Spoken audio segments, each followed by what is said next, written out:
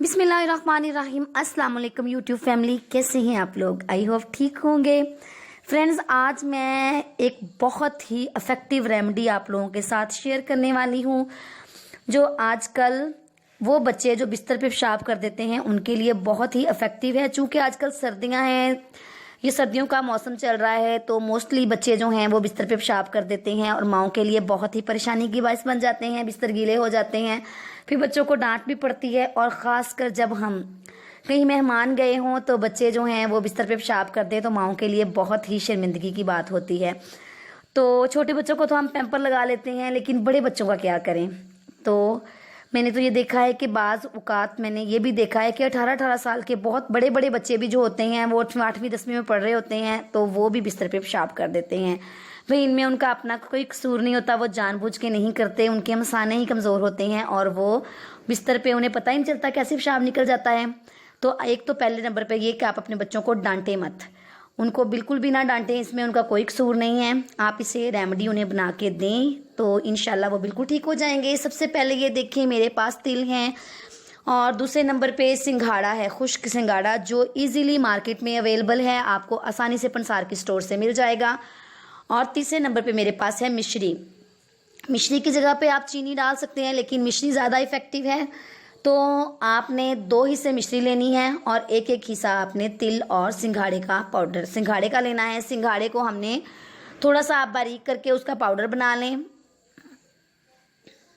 ये देखिए, मैंने सिंघाड़े का और मिश्री का दोनों का पाउडर बना लिया है। तिल मैंने नहीं पीसे। अब मैंने एक पैन लिया है, जो मैंने मिश्री का पाउडर बनाया था ग्राइंड करके, वो अब मैं पैन के अंदर डालूंगी और चूल्हे के ऊपर रख के हल्की आंच पे इसको मैंने कुक करना है। आपने इतना इसको पकाना है, बिल्कुल लाइटली सा आपने आंच पे इतना पकाना है इसको कि ये मेल्ट हो जाए। ये देखिए, मैंने इसके अंदर पानी का एक कतरा भी ऐड नहीं किया, लेकिन ये मेल्ट होना शुरू हो गया है, क्योंकि नीचे हीट है, हीट की वजह से ये चीनी जो है वो वो मिश्री पिघल रही है। ये देखिए, ये मेल्ट हो चुका है। मेल्ट होने के बाद अब हम इसके अंदर बाकी जो हमारे दूसरे इंग्रेडिएंट्स हैं वो हम ऐड कर देंगे। तो ये देखिए, इसके अंदर मैंने तिल डाल दिए हैं, ये सिंघाड़े का पाउडर भी आप इसके अंदर डाल दें। डालने के बाद इसको मिक्स करें। अगर आपके पास 1 कप मिश्री का है तो आपने आधा कप ही सिंघाड़े पाउडर का और आधा कप ही तिल का लेना है। इसी हिसाब से आप अपनी क्वांटिटी को बढ़ाते जाएं। अगर आपको ज़्यादा मिकदार में चाहिए तो ज़्यादा कर लें। तो ये देखें, इसको अच्छी तरह से आपने मिक्स करना है। मिक्स करने के बाद आप इसको आप इसकी इसको सर प्लेट में निकाल लें। आपकी अपनी मर्ज़ी है, आप इस तरह से बना लें, वरना आप इन तीनों चीज़ों को मिक्स करके पाउडर बना के भी अपने बच्चों को दे सकते हैं। सुबह शाम 1-1 चम्मच अपने बच्चों को दें, लेकिन अक्सर बच्चे जो हैं वो इस पाउडर खाना पसंद नहीं करेंगे। तो आप इस तरह से इसको चूल्हे पे पकाकर छोटी छोटी सी रेवड़ियाँ बना दें या गोल गोल से लड्डू बना दें, ताकि बच्चे जो हैं वो जिस तरह से बच्चे आसानी से खा सकें। तो ये देखें, अब हमारा ये मेज़ा जो है वो रेडी हो चुका है। अब हम इसको सर्विंग प्लेट में निकालेंगे। प्लेट में निकालने से पहले आप सबसे पहले क्या करें कि प्लेट के नीचे उसके पेंदे को अच्छी तरह से ऑयल या घी जो भी आपके पास है वो अच्छी तरह से फैलाकर लगा दें, ताकि अगर हम वो मेज़ा इसके अंदर डालें तो वो नीचे से चिपके ना, क्योंकि अगर वो नीचे से चिपक गया तो फिर उतारना मुश्किल हो जाएगा।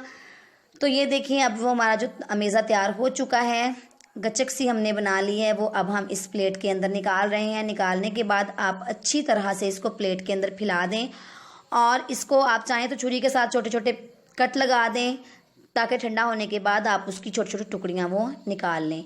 तो ये देखें फ्रेंड्स, मैंने इसकी कुछ छोटी छोटी टुकड़ियाँ बना दी हैं और कुछ छोटे छोटे से लड्डू बना दिए हैं। आपकी अपनी मर्ज़ी है, जैसे भी आप बना लें, और चाहे अपने बच्चों को ये पाउडर मिक्स करके बना के खिला दें।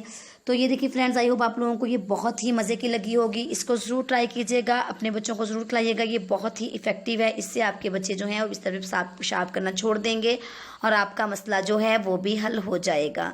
तो इसको लाइक कीजिएगा, शेयर कीजिएगा और कमेंट सेक्शन में कमेंट ज़रूर डालिएगा कि आपको ये कैसी लगी मेरी रेमेडी। आई होप आप लोगों को ये बहुत अच्छी लगी होगी। तो फ्रेंड्स, अपना रखें ख्याल और दवाओं में हमें रखें याद। ओके, अल्लाह हाफिज़।